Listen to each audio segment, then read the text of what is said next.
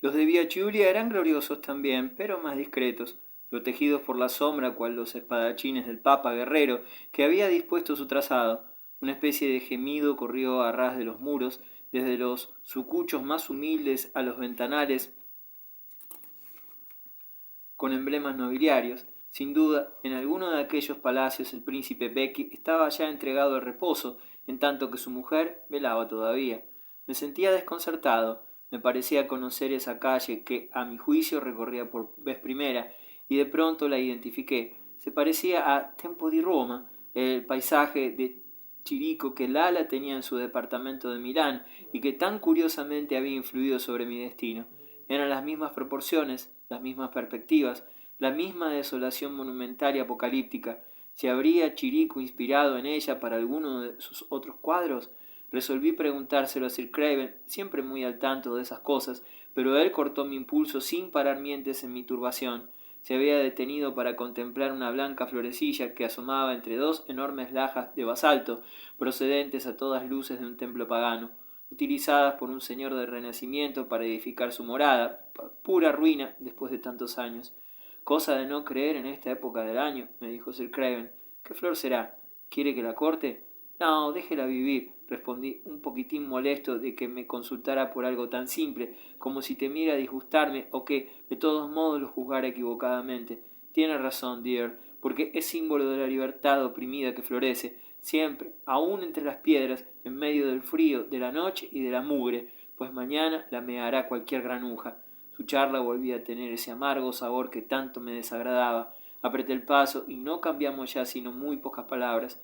Siempre en línea recta hasta el final de Via Giulia, volvimos a la Roma que me era familiar, el río, Via Arenula, la Minerva del elefante portador del obelisco y por fin Piazza San Ignacio, donde las ventanas de la condesa, cual las del Papa, estaban aún iluminadas. Subiré por un momento, me anunció Sir Craven. Hasta mañana, entonces. No, por favor, no venga mañana, que no me toque hacer el payaso delante de usted. Aguarde que todo haya concluido. No perderá nada, se lo aseguro. Ya se lo contarán después. Bien, respondí, me es igual. Nos dimos la mano. No me sentía dispuesto a cumplir mi promesa, sino más bien a disimularla entre el gentío para gozar del espectáculo a expensas de mi atribulado amigo. Mi curiosidad iba en aumento. Un poco más y habría comenzado a interrogarlo acerca de esa fiesta de la cual me excluía. Sir Craven estaba ya ante la puerta de la casa de la condesa y continuaría allí hasta que no me viera doblar la esquina de la plaza desierta donde al día siguiente se apretujaría la multitud. Pero me alejé sin volver la cabeza. Ya en mi cuarto, antes de acostarme, saqué del bolsillo los comprimidos y como me fue imposible distinguirlos, cogí uno al azar. Debo de haberme equivocado, pues en lugar del sueño comencé a sentir una creciente nerviosidad. Bajé a charlar con Oreste, junto al surtidor de nafta. Supe así que el patrón, muy descontento, había resuelto aguardar mi examen para decidir entonces mi suerte y reorganizar la agencia Flaminia sobre bases sólidas. Todo dependía de mi éxito. En ese momento sentí sueño. Volví a mi guardilla, me recosté en el diván y dormí una hora. Al despertar me encontré con que la almohada y las mantas se hallaban en el suelo. Encendí la luz y tomé un segundo comprimido, en apariencia algo distinto del anterior. Me habría dormido, quizás, si no hubieran comenzado a saltarme terribles retortijones.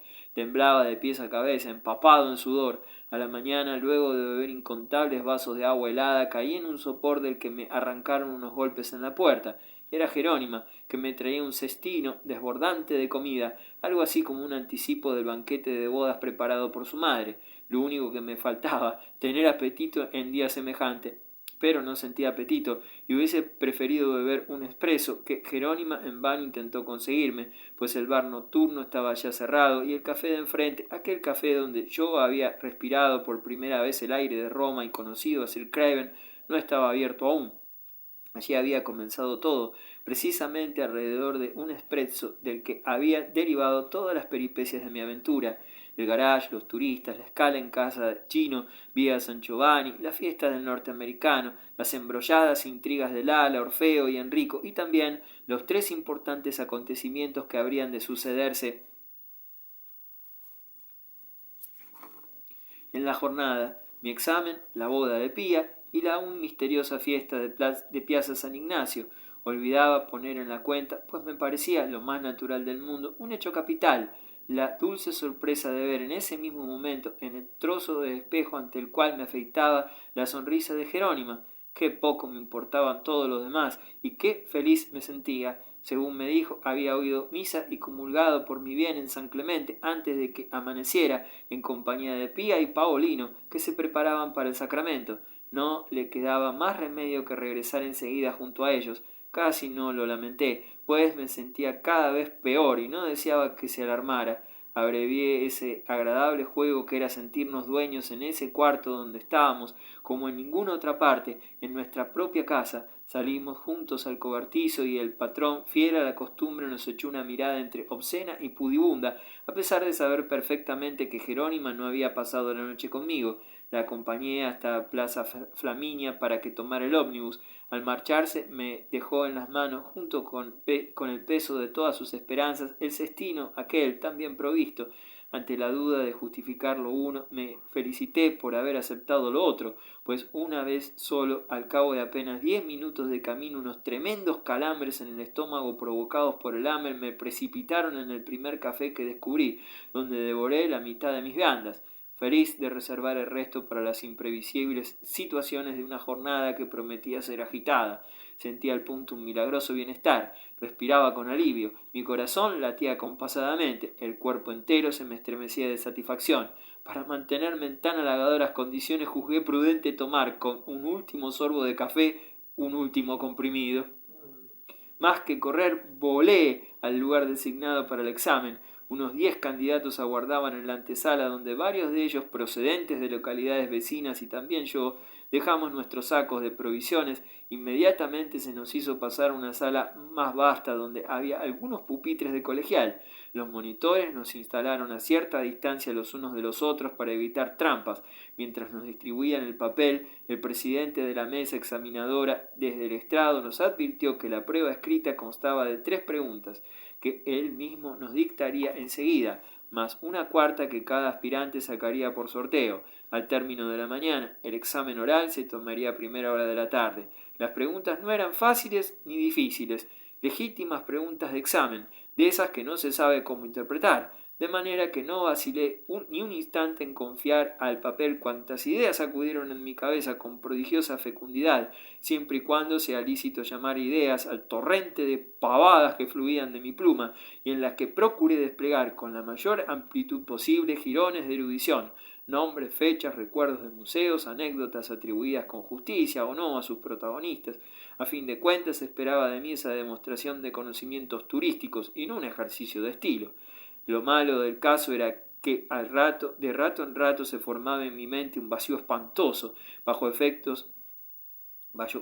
cuyos efectos me quedaba boquiabierto, las sienes como oprimidas en una morsa, encorvada la espalda y paralizado el corazón. A duras penas conseguía mantener abiertos los ojos, que de pronto se me cerraban solos, al pasear la vista alrededor de mí para saber dónde me hallaba. Mis compañeros, con la lengua a flor de labios, se aplicaban como chiquillos, aunque muchos tuvieran canas o una pata de palo, y con decoraciones de guerra prendidas sobre el pecho, cual un escudo bienhechor. Pobres diablos, casi todos, excombatientes al acecho de un vago puesto de cicerone municipal, intelectuales sin empleo, sacristanes confiados en que un diploma les serviría para aumentar un poco sus magros ingresos. Todos, sin embargo, tenían en el fondo de los ojos esa luz imperceptible de candor que denuncia, aun cuando sea mínima, al aficionado por el arte, al hombre en contacto con la belleza, hecho digno de mención. Cada cual se defendía solo. Más de uno evidentemente tenía un libro abierto sobre las rodillas o consultaba un cuadro sinóptico pegado en una caja de cerillas o un memorial de resorte ingeniosamente disimulado en el capuchón de la estilográfica. Esas menudas libertades se habían establecido tácita y amistosamente con los monitores, pero nadie soplaba, nadie trataba de leer el trabajo de su vecino. Las convenciones eran respetadas. Yo tenía la sensación de estar en familia. De vez en cuando, en una señal, todo el mundo se ponía de pie para saludar la aparición de uno de los profesores o funcionarios que integraban el jurado. Esos señores inspeccionaban rápidamente a los concursantes y todos, antes de retirarse, se acercaban a los candidatos que les habían sido recomendados y les dirigían palabras de aliento. Comprobé que nadie, excepto yo, carecía de protectores. a menos que la intervención de Sir Craven o de Monseñor Guadalcante me los hubiera procurado más discretos y que contase con apoyos tanto más efectivos cuanto menos evidentes.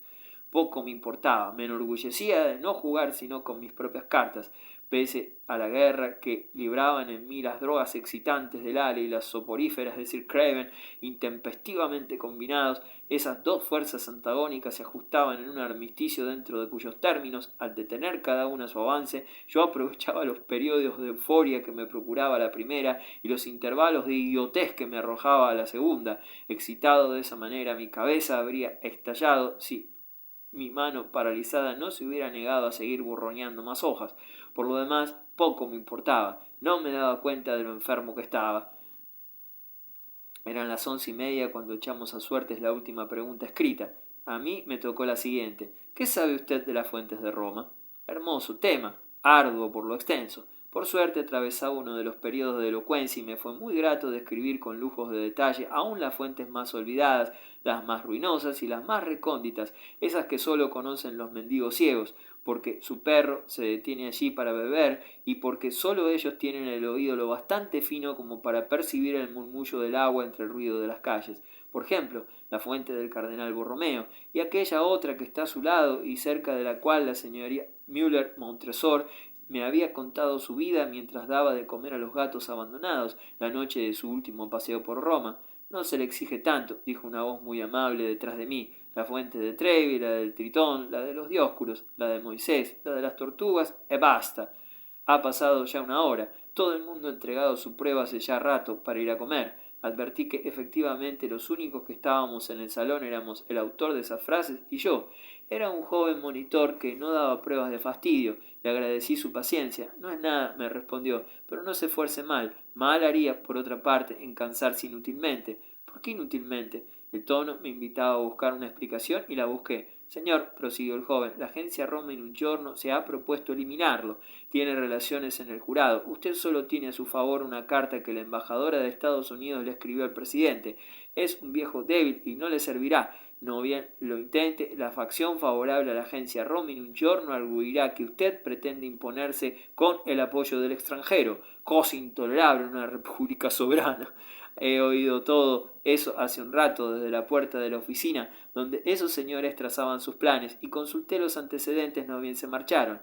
¿Era el efecto de esas revelaciones o, una vez más, el choque de los medicamentos antagónicos lo que continuaba revolviéndome el estómago?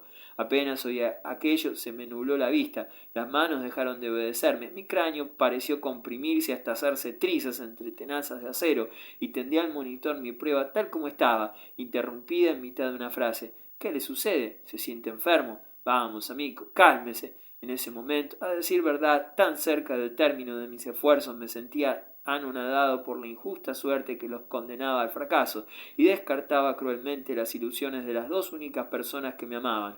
El monitor, compadecido, me tomó por un brazo y me condujo por los pasillos hasta un pequeño jardín, donde pude respirar en paz, en tanto él marchaba a entregar mi prueba. Alrededor de mí otros aspirantes recorrían los senderos silenciosamente y sin ninguna compañía. Algunos se habían sentado en unos sarcófagos antiguos puestos allí como si se trataran de bancos. Había también principiantes en el oficio, algunas mujeres, casi todas de aspecto más cuidado y mejor vestidas que sus colegas masculinos, aunque visiblemente muy pobres. Yo tenía mi cestino en las manos, pues lo había recogido al salir, pero no me atrevía a destaparlo ante los demás ni a compartirlo con ellos.